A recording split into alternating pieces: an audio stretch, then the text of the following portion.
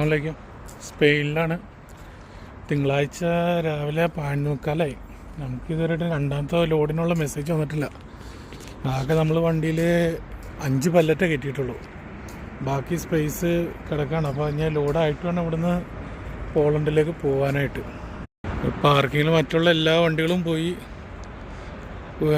പൂരം കഴിഞ്ഞ ഉത്സവപ്പറമ്പോലെ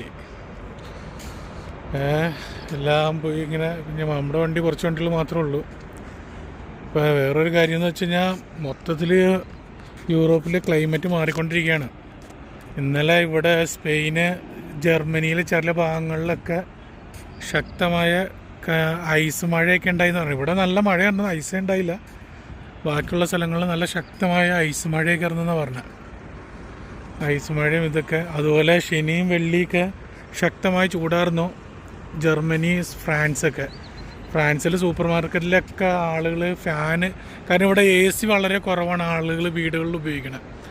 അപ്പോൾ ഫാനുകൾക്ക് വേണ്ടി ഇപ്പോൾ കഴിഞ്ഞ ടിക്ടോക്കിലൊക്കെ വീഡിയോസ് വരുന്നുണ്ട്. ഇങ്ങനെ സൂപ്പർ മാർക്കറ്റിലെ ആൾക്കാർ ഇടിച്ച് കയറി ഫാനൊക്കെ എടുക്കണം ഇതൊക്കെ ആയിട്ട് വീഡിയോകൾ. പക്ഷേ ചൂട് ഇപ്പോൾ ക്ലൈമറ്റ് ഭയങ്കര രീതിയിൽ മാറിക്കൊണ്ടിരിക്കുകയാണ്. ഇപ്പോൾ യൂറോപ്പിൽ കാണാത്ത രീതിയിൽ ചൂടാന്ന് പറയണം.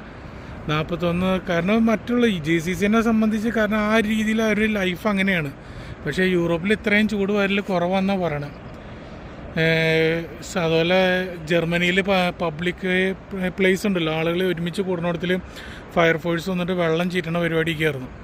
ആളുകളുടെ മേത്തേക്ക് ചൂടായിട്ട് ആളുകൾ ഒരുമിച്ച്. പിന്നെ അതുപോലെ ഫ്രാൻസിലാണെങ്കിൽ ഈ വെള്ളം കെട്ടി നിൽക്കുന്ന സ്ഥലങ്ങളൊക്കെ ഉണ്ട്, നല്ല വെള്ളം കെട്ടി നിൽക്കുന്ന സ്ഥലങ്ങൾ. അവിടെയൊക്കെ ആൾക്കാരൊക്കെ പബ്ലിക്കായിട്ട് വെള്ളത്തിൽ ഇറങ്ങി കുളിക്കുകയും ഇതൊക്കെ ചെയ്യുക.